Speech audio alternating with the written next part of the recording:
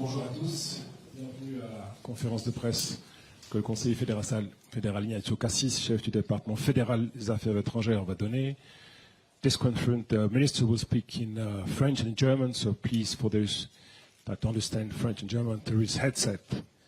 Voilà, une petite remarque, une conférence de presse aura lieu aussi à la fin de la réunion. Elle sera donnée par M. Yermak, le chef de l'appareil présidentiel de M. Zelensky. Toutes les questions qui sont liées à la suite de la conférence, au résultat de la conférence, merci de les réserver à la conférence ce soir. Monsieur le conseiller fédéral, vous avez la parole. Voilà, merci, Monsieur Bidot. Merci, geschätzte Damen und Herren. Herzlich willkommen an dieser Pressekonferenz. Fast am Ende des Vormittags dieser National Security Advisors Meeting. Fast, weil es hat etwas Verspätung und die Diskussion läuft noch. Und ausgerechnet die Diskussion am Schluss der 10-Punkten-Formula, also die jetzt die Statement oder die Aussagen durch die verschiedenen Länder. Plus de 80 nations se trouvent, 83 exactement, nations se trouvent à Davos pour parler de paix, pour parler des moyens de parvenir à la paix en Ukraine, mais aussi à la paix dans différents conflits de la planète. Vous verrez pourquoi je vous dis ça maintenant. Une paix dont le peuple ukrainien a urgemment besoin, et je salue l'ambassadrice d'Ukraine qui est assise parmi nous, après bientôt plus de 2 ans de guerre. L'hiver sur le front ukrainien n'est pas l'hiver à Davos. Nous devons tout faire pour aider l'Ukraine à mettre fin à cette guerre. Die Schweiz organisiert gemeinsam mit der Ukraine dieses Treffen, um die Friedensbemühungen fortzusetzen. Die Konferenz baut auf der langen Tradition der Schweiz in der Friedensförderung auf. Im Sommer 2022 wurden in Lugano die Prinzipien für den Wiederaufbau der Ukraine festgelegt, die hier in Davos erneut diskutiert werden. Die 10-Punkte-Friedensformel von Präsident Zelensky bildet die Grundlage für eine Friedensdiskussion.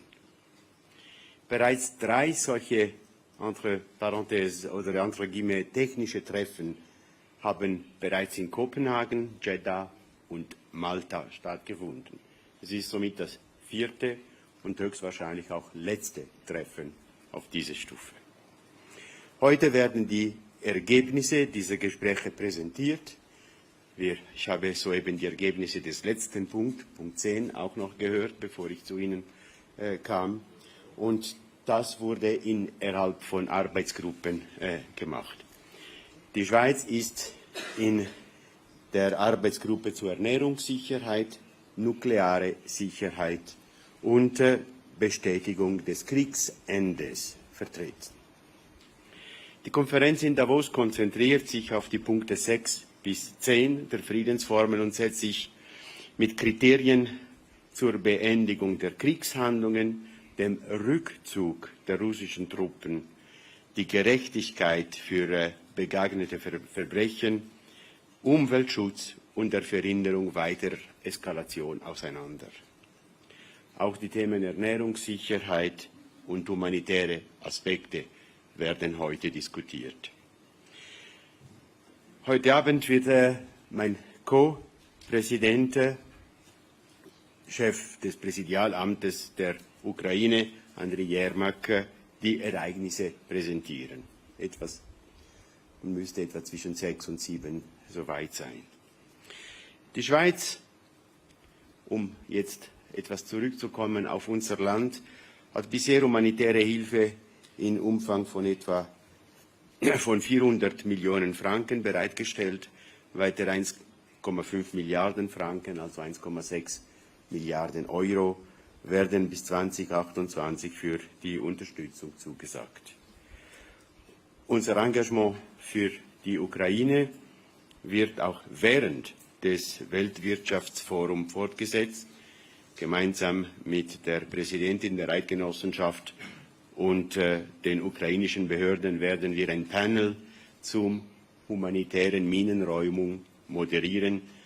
Eine der Schweizer Priorität, Sie mögen sich erinnern, der Bundesrat hat soeben ein Paket von 400 Millionen Franken verabschiedet, das inzwischen auch vom Parlament bestätigt worden ist.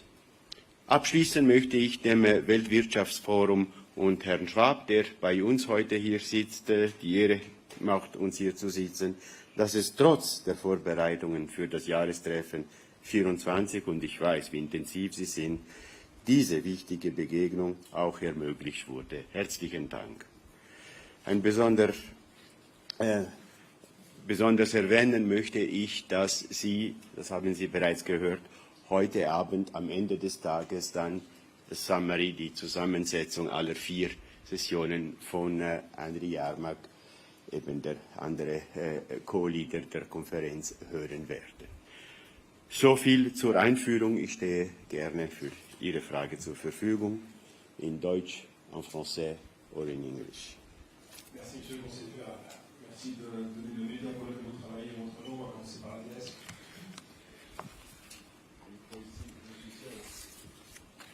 Laurent Sillon, l'agence de presse Keystone ATS. Monsieur le conseiller fédéral, il y a quelques mois, devant la presse suisse à New York, vous sembliez beaucoup plus prudent sur cette formule de paix. Et depuis, la Suisse a décidé de participer. Qu'est-ce qui fait qu'aujourd'hui, ce plan est meilleur qu'il y a quelques mois? Et un des résultats que les Ukrainiens aimeraient obtenir, c'est l'organisation d'un sommet mondial sur la paix. Est-ce que la Suisse affiche sa volonté d'accueillir ce sommet si les Ukrainiens le demandent? Merci. La Suisse a toujours salué le point du président Zelensky de 10 points. Et si vous interprétez la prudence comme un signe que le fait d'avoir un plan par un des 2 pays en guerre n'est peut-être pas encore suffisant, alors vous avez vu bien. Il nous faudra d'une manière ou de l'autre trouver un chemin pour inclure la Russie. Il n'y aura pas de paix sans le mot aussi de la Russie. Mais ceci ne doit pas, au contraire, nous amener dans la dépression profonde de dire autant que la Russie ne fait rien, nous restons là et nous attendons. Quelle est l'alternative? Attendre. Chaque jour que nous attendons, des dizaines de civils en Ukraine morts perdent leur vie. Nous n'avons pas le droit d'attendre. Et cette discussion elle a essentiellement 2 buts, et je les ai bien compris ce matin en étant physiquement présent. Le premier, c'est de préparer une large alliance de pays de la planète, et c'était le but de faire 4 de ces séances pour toujours élargir, de préparer une large alliance pour créer une pression internationale pour un plan de paix. La proposition de l'Ukraine est une proposition, est un fondement. Elle doit servir de point de départ. Mais, et ça c'est la découverte de ce matin, en ce qui concerne ce que j'ai entendu, c'est aussi de se poser la question, cette communauté internationale vient non seulement à cause de la guerre en Ukraine, mais elle vient à cause de la guerre que, disons, peut-être chez eux, beaucoup plus proche de chez eux, puisque, j'aime pas le mot, mais c'est une espèce de how to find the best practice. Comment est-ce que sortir des conflits armés, des guerres, selon quel mécanisme et comment prévenir une escalation de ces guerres. Ces 2 éléments intéressent beaucoup des pays au-delà de la guerre spécifique, autant importante qu'elle est pour l'Ukraine. Merci. Une autre question, Monsieur Burkhalter. Oui. Laurent Burkhalter, RTS TV. Est-ce qu'on peut vraiment être réaliste sur les chances de succès de ce processus? Et vous notamment, est-ce que vous pouvez nous dire qu'est-ce qui a été fait pour élargir les invités au-delà des alliés occidentaux traditionnels de l'Ukraine pour inclure davantage le Sud global et aussi la Chine? Monsieur, le succès, vous le mesurez par rapport au but que vous vous posez. Si le but est de créer une alliance internationale qui aille au-delà de l'Europe et d'une alliance occidentale, Europe, Canada, États-Unis, mais qui aille, par exemple, dans le sud global, alors ce but a en partie été atteint avec 83 nations. Il n'y a pas la Chine qui est là, ce sera une participation importante, mais il y a le Brésil, il y a l'Inde, il y a l'Arabie saoudite, il y a les représentants des États BRICS qui ont encore un dialogue avec la Russie. Donc, ce but-là, je crois qu'il est atteint. On doit avoir une espèce de common understanding sur ces points. On doit se le dire en différents langages et en différentes langues pour qu'on ait vraiment compris qu'on dit la même chose. Et ça, c'est pas facile. On voit cet exercice à l'ONU chaque fois. Donc, cette large participation est un succès en soi. Et le deuxième succès, c'est qu'on entre, et c'est le bon niveau, les National Security Advisor, on entre dans les, c'est pas des détails, mais dans les éléments plus techniques, comment concrètement faire quelque chose. Ces buts ont été atteints. Si le but était lancé par cela à la fin de ce processus, un processus de paix avec la Russie, non, mais ce n'était pas le but. Par contre, to prepare. Il faut préparer le nécessaire pour être mûr au bon moment à lancer le nécessaire avec la Russie. Ramsbeck. Schweizer Fernsehen, SRF. Gibt es denn bisher einen konkreten Erfolg dieser NSA-Meetings, den Sie darlegen können? Wo genau ist man erfolgreich gewesen mit diesem Format, das Sie beschrieben haben? Darf ich Sie zurückfragen, was ist für Sie einen konkreten Erfolg? Dass man irgendwie näher gekommen ist an die 10 Punkte im Friedensplan. Ja, das gibt es und wie. Und wir können den Prozess anschauen und wie gesagt, es sind 83 Länder heute dabei, die eine gemeinsame Sprache entwickeln über diese 10 Punkte. Bei den einigen ist man einfacher dabei, bei den anderen ist der Diskussionsbedarf höher und auch die dann nicht nur den Prozess, sondern auch das Resultat ist es auch schwieriger zu finden. Das sind Vorbereitungsschritte. Also man darf noch einmal weder in Begeisterung fallen noch in Depression, aber es ist notwendig. Noch einmal die Alternative zu dem, was heute in Davos passiert, die Alternative davon ist, dass jede Gruppierung für sich, die G7, G20, EU und so weiter, dass jeder für sich etwas sagt. Hier versucht man es gemeinsam zu sagen. Und meine Damen und Herren, Sie unterschätzen, wie wichtig es ist, dass alle ungefähr das Gleiche sagen. Wenn es 84 Länder, das schafft eine kollektive Bewegung auf der internationalen Bühne.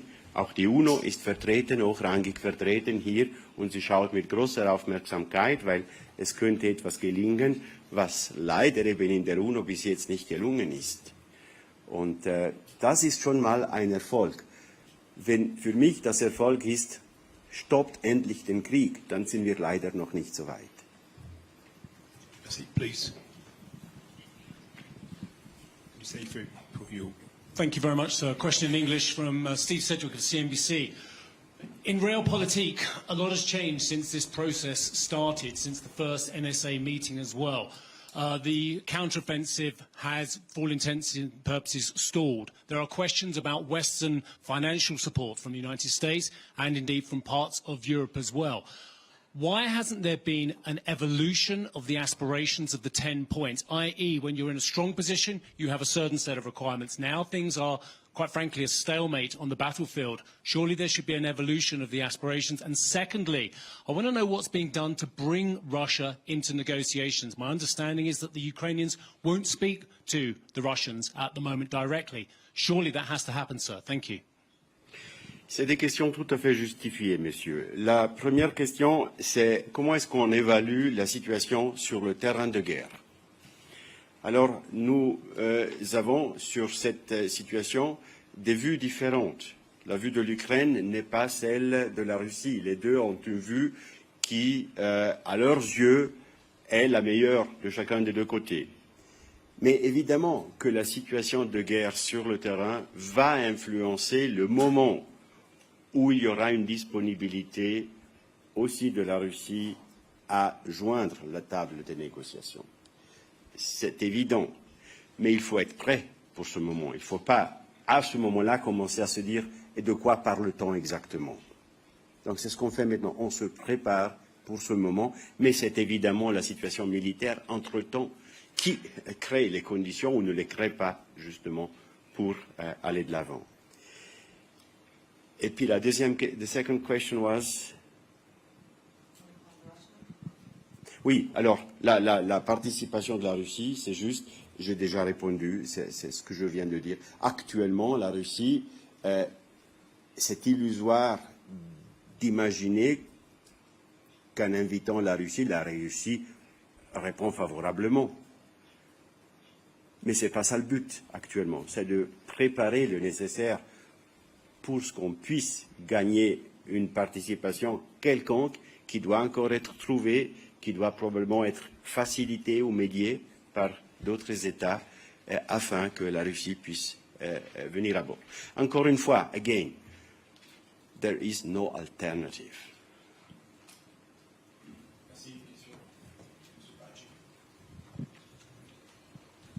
Merci David Paggi, Radio-Télévision Suisse de langue italienne. Est-ce que la suite, en présidant cette réunion, ne risque pas d'irriter la Russie? Et donc, est-ce que cette manière de se profiler ne pose pas un problème au niveau de la neutralité suisse? Les premières étapes de ce processus, les 4 conférences des National Security Advisors, avaient un but qui n'était pas de plaire à la Russie, qui était de créer un common understanding sur 10 points qui ont été proposés et de voir s'il y avait un accord, s'il y avait une modulation de ces points, si, sur la base de ces points, on pouvait préparer un fondement suffisamment solide pour se proposer à la Russie. Maintenant, le jeu devient plus difficile. Encore une fois, il n'y aura pas une conférence qu'on puisse appeler de paix sans la Russie. Ce n'est pas possible. Mais il faut voir à quel moment et comment on arrivera à prendre la Russie à bord. Et il y avait la question, est-ce que la prochaine conférence sera à plus haut niveau? On est en train de considérer ceci, rien de décidé. Vous savez que le président de l'Ukraine sera présent au WEF et donc il y aura aussi des possibilités de discuter de manière précise avec lui. Merci. Stefan Bühler, CH Media. Der Krieg dauert an, dieser Prozess wird jetzt abgeschlossen. Wie geht es konkret weiter in den nächsten Tagen hier in Davos und dann vielleicht auch in den nächsten Wochen und Monaten? In den nächsten Tagen wird die Ukraine, die das Lied hat, schauen, so, jetzt haben wir die Resultate der 4 ersten Konferenzen auf Stufe National Security Advisor. Diese Resultate dienen uns, einen nächsten Schritt zu machen. Es könnte einen Schritt auf höhere Stufe, aber wie, wann und wozu genau, das kann ich Ihnen heute nicht sagen, weil das wird Bestandteil der Diskussion mit der Ukraine. Merci. Madame von Olsen. Madeleine von Olsen, Le Temps. Monsieur le conseiller fédéral, est-ce que vous pouvez nous dire si la Suisse prend d'autres initiatives en dehors de celle-ci, comme médiatrice dans ce conflit et est-ce que vous pouvez également qualifier le rôle que la Suisse veut jouer pour favoriser la paix, le décrire en Ukraine ou ailleurs dans le monde? C'est sûrement celle-là est sûrement l'initiative actuellement la plus visible et à plus haut niveau qui existe. Et nous sommes très reconnaissants à l'Ukraine qui l'a lancée malgré tous les criticismes qu'on avait tout au départ. Parce que, quand même, elle est en train de s'élargir, de créer un mouvement collectif qui a une force de persuasion et un pouvoir de persuasion. La Suisse est bien sûr active dans bien d'autres éléments aussi de coopération avec l'Ukraine, que ce soit du déminage humanitaire jusqu'à d'autres projets que nous sommes en train de faire avec eux, qui touchent aussi des activités de la Croix-Rouge internationale. Mais tout est à un niveau beaucoup plus ponctuel, beaucoup plus petit. Ça, c'est sûrement la manifestation la plus structurée et la plus importante. Et nous sommes reconnaissants à l'Ukraine qui nous a demandé de joindre le WEF et ensemble d'organiser cette conférence ici. Merci. Monsieur Kocher. Merci Étienne Kocher. Vous avez parlé de modulation avant. Est-ce que la Suisse travaille, comme d'autres pays, à moduler ces points, justement ces 10 points, en fonction de l'évolution de la guerre, sachant que on sait que les 10 points tels que proposés par l'Ukraine sont très loin et toujours plus loin de ce qui serait à même d'amener la Russie dans les négociations? Tout à fait. Nous sommes, je vous l'ai dit dans mes mots d'introduction, membres aussi de 3 groupes de travaux. Nous dirigeons les travaux cet après-midi aussi sur la question de la sécurité alimentaire et de l'aide de l'assistance humanitaire. Donc oui, nous modulons tout le temps, parce que ce qu'on a dit hier peut devenir vieux déjà aujourd'hui. Mais cela ne signifie pas que la direction change. La direction reste la même, faire terminer cette guerre le plus vite possible. Chaque jour, chaque semaine qui passe, plus de destruction, plus de victimes, plus de souffrance.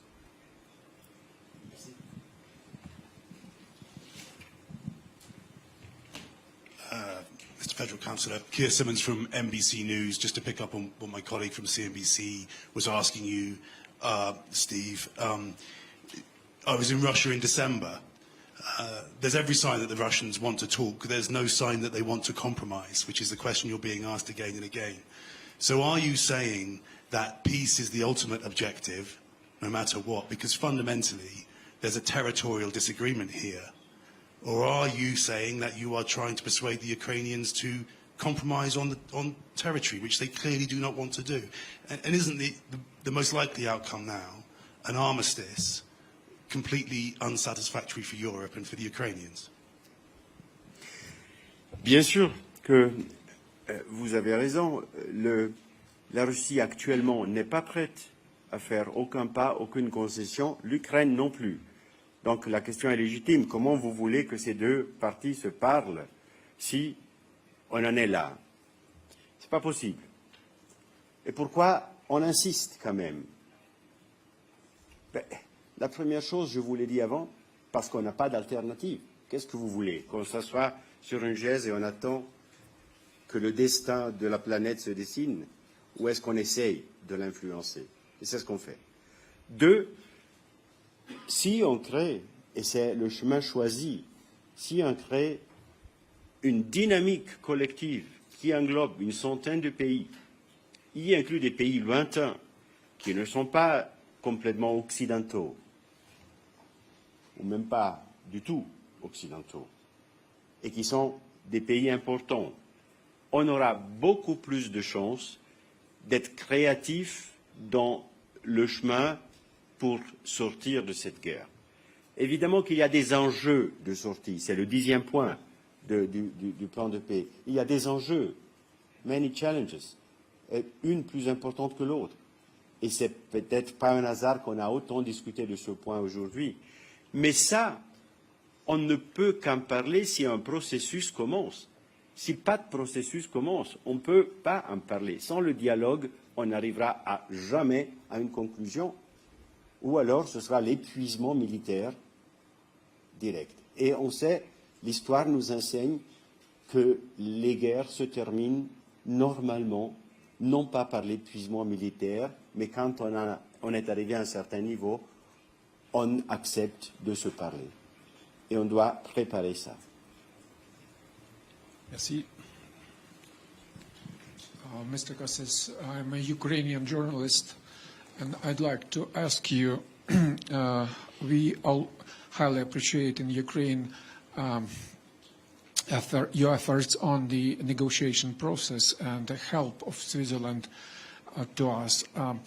Can you tell us a few words about future in autumn conference on humanitarian demining of Ukraine, and if it's appropriate in this situation when hostilities continue still.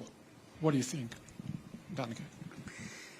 La question que vous posez était la même question à la Recovery Conference de Lugano il y a 2 ans. Is it appropriate to think about recovery during the war? Non. La question doit être répondue très clairement. Si il est approprié.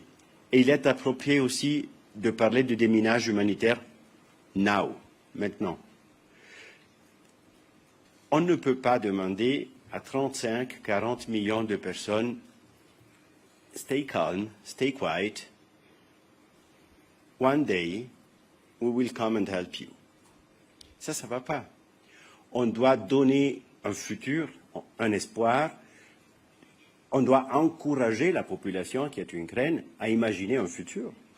C'est de notre devoir de le faire, mais c'est aussi de notre intérêt de le faire. Puisque s'ils perdent l'espoir, ils ne vont plus combattre.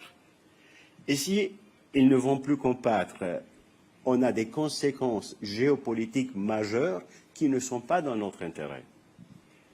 Donc c'est ça le spin qui est derrière tout ça. La Suisse est très engagée. Elle a décidé de mettre un accent dans le paquet Humanitarian Assistance, un accent dans le déminage humanitaire. Nous avons mis beaucoup d'argent, beaucoup plus que normalement on ferait dans une situation pareille, parce qu'on veut vraiment faire beaucoup là-dedans. 400 millions de francs, c'est 400, aujourd'hui 20 ou 30 millions d'euros qui sont à disposition. Et ça, dans l'esprit de la conférence de Lugano. Comment est-ce qu'on peut reconstruire un pays si on ne fait pas du déminage? On doit enlever les mines pour faire de l'agriculture, pour bâtir des écoles, pour permettre à la population de retourner dans leur village. Et c'est ça qu'on veut faire. Et puis l'Ukraine est tellement grande. Et il n'y a pas de la guerre partout. Elle est encore concentrée dans certaines régions. Il y en a d'autres qui sont beaucoup plus sûres. Et là, il faut s'assurer que la population puisse vivre sans mine dans le terrain.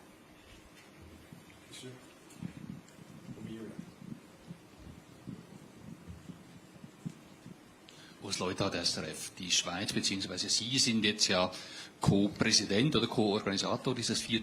NSA-Meetings. Was heißt das genau? Also, haben Sie die Konferenz eröffnet und dann zugehört oder können Sie Einfluss geltend machen?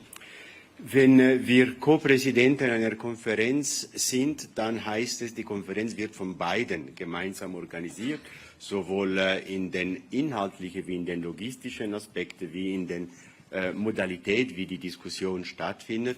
Und das haben wir gemacht. Wir waren auch in der letzten Konferenz in Malta dabei und wir werden diese Reise weitergehen jetzt, wie ich Ihnen vorhin erklärt habe. Wir wissen noch nicht genau im Detail, aber wir wissen, dass die Reise sehr, sehr wahrscheinlich auch weitergehen wird. Merci. Monsieur Claire, chemise blanche. Peter Fischer von der NZZ. Herr Bundesrat, Sie haben gesagt, es wird einen Prozess brauchen, der die andere Konfliktpartei Russland einbezieht und wohl auch China. Sehen Sie eine konkrete Rolle für die Schweiz, um dazu beizutragen, Kanäle offen zu halten? Der chinesische Ministerpräsident kommt jetzt dann. Halten Sie die Kanäle offen, auch mit Russland? Ja, ich sehe eine konkrete Rolle. Das ist gerade unsere Funktion dabei, dies zu tun.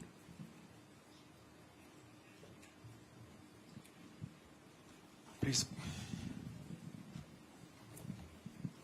Thank you for having me. I'm Kodama from Kyodo News, Japan. I'd like to ask you about, you said some global, South countries, India, Brazil participated in this, meeting. So they seems to be, more neutral, than Western countries.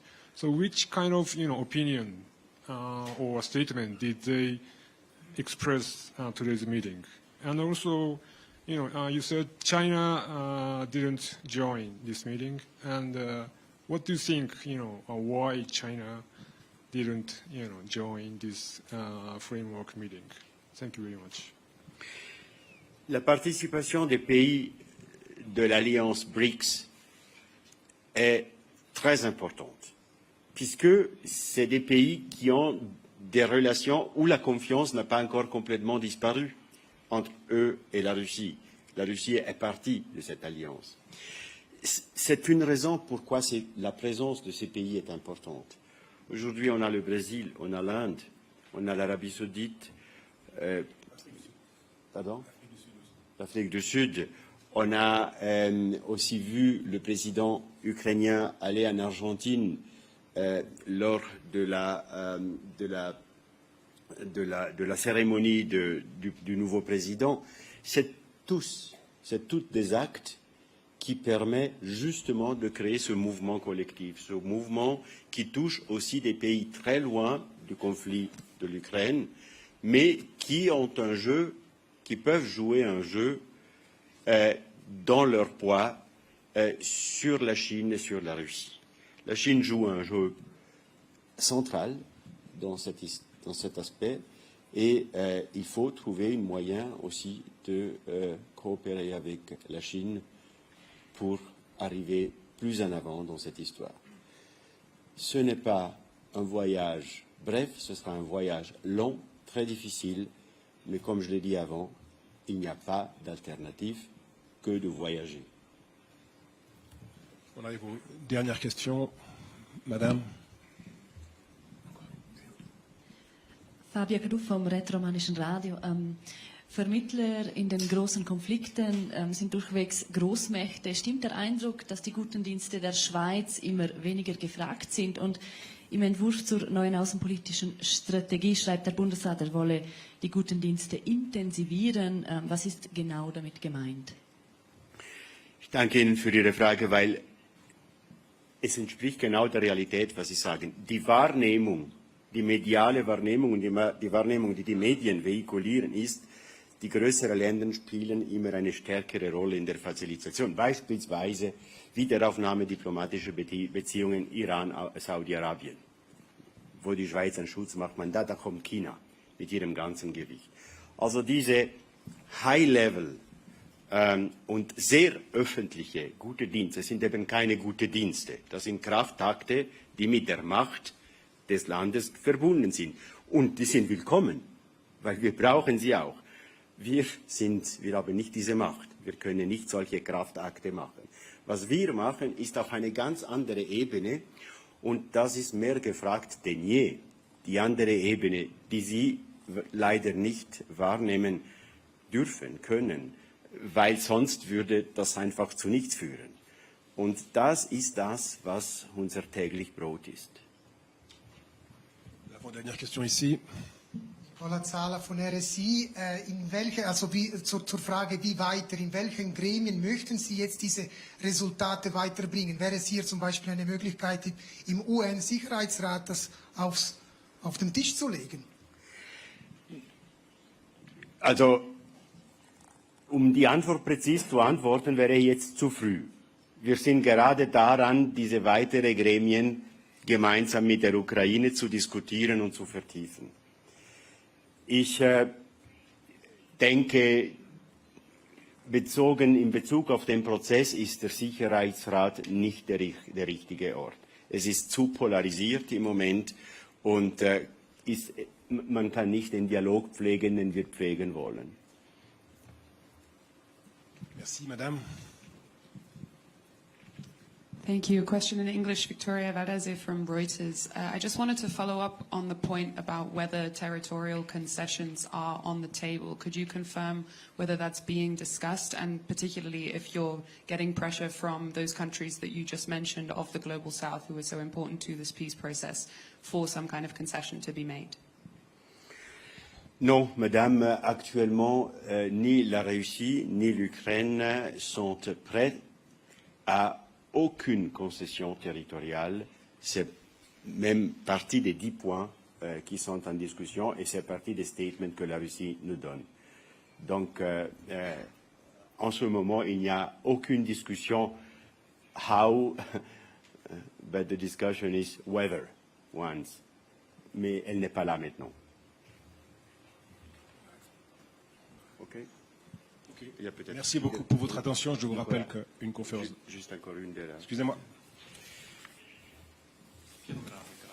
C'est une question peut-être un peu naïve, mais suite à ce que vous venez d'illustrer, il faut faire, oui, une démonstration de créativité. On est là discuter et à investir du travail sur une proposition ukrainienne. Vous voyez pas peut-être là le problème principal, le fait que ce soit un plan proposé par le président Zelensky et donc un président russe ne pourra jamais accepter cette forme-là. Donc il faudrait vraiment moduler de façon très différente. Monsieur, c'est souvent dans les questions naïves qu'il y a toute la vérité. Et évidemment que c'est là. Évidemment que c'est là. Faire mener une discussion sur un plan qui est proposé par une des deux parties, évidemment que l'autre ne peut pas participer. Mais ce travail se termine avec ces 4 conférences de presse et on va passer à une nouvelle ère de discussion. Et ce sera maintenant tout le fine-tuning diplomatique et politique de trouver une manière qui puisse prévoir une porte ouverte. Et l'avantage, ou disons la nécessité de faire la première partie du processus, c'est que maintenant on a beaucoup plus structuré dans la tête ce qui est possible, ce qui va être délicat et ce qui va peut-être être très très délicat. Et en sachant ça, on est nettement plus clair dans le possible dialogue qui sera conduit. Et c'est ça, c'est des pas préparatoires pour être prêt à faire le reste, qui ne pourra plus être more of the same. Ce sera la conclusion. Merci, Monsieur le Conseiller fédéral. Merci de votre attention. Merci au WEF de nous avoir accueillis ici. C'était très agréable. Il y a une conférence de presse plus tard. There was a press conference around 6 or 7 from Mr. Yermak. Thank you. See you later.